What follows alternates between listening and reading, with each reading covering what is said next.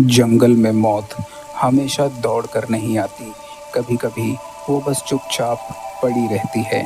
ये pit viper attack का पीछा नहीं करता, ये सिर्फ एक चीज़ में एक्सपर्ट है, परफेक्ट टाइमिंग। इसकी बॉडी जंगल के रंगों में इतनी घुल जाती है कि शिकार को खतरा तब दिखाई देता है जब बचने का मौका ख़त्म हो चुका होता है।